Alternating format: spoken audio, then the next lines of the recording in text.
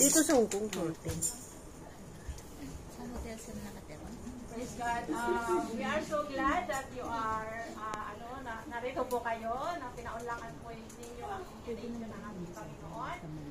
Pinapit lamang po ng Lord ang mga tao na nagsisin sa inyo. So this is God's plan na makasama po namin kayo dito sa Jesus is Lord Church. So ito po yung ating iniwasan sa pangalan ng ating Panginoon.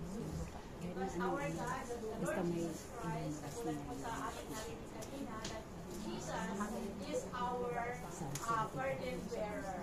We only just come to Him with faith in our heart. And then mararanasan po natin yung peace in mind, the rest. Makakaranas po tayo ng kapahinahan kapag tayo ay nabibigyan. Because Jesus loves us so much. He cares for us. Amen po? So, we are so blessed that we are here under the Jesus is Lord Church. So, meron po tayong Diyos na tumutukoy ng ating panalangin. So, nais ko lang Isa na ano niya na darating niya ang simbahan niya. Simbahan natin.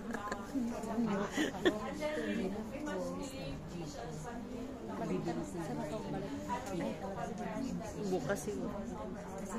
So ngayon po, we makakarasan our life. Even though tayo po ay Iniglayin ko lang sa invitation. our lives to Him. Amen po. Hallelujah. Father God, sumunod lang po kayo sa ating Father God in heaven, we thank you so much sa mga salita mo na aming narinig sa umaga nito. Tunay na po, ikaw ang ating Diyos na nagbibigay ng kapahingahan. Kaya po, lumalapit po ko, nagpapakumbaba, inaamin ko po na ako'y nagkasala. Patawarin niyo po ako, sinisin niyo po ako sa iyong banal na dugo.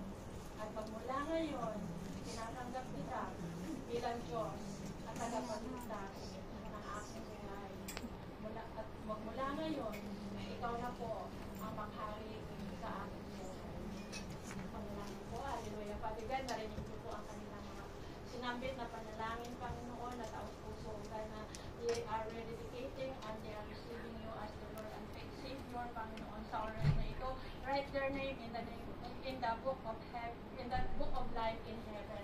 From now on, Lord, help them to walk with you, Father God, na maranasan nila, Panginoon, ang kapahingahan, the peace of mind, and even, Lord, mararanasan, Panginoon, nila ang tunay na pagsama mo, Panginoon, because you love us so much. Lord, I pray that you will continue to guide them, protect them, Lord, na hindi na po sila maagaw pa ng kaaway, Panginoon, from now on, O God, onwards.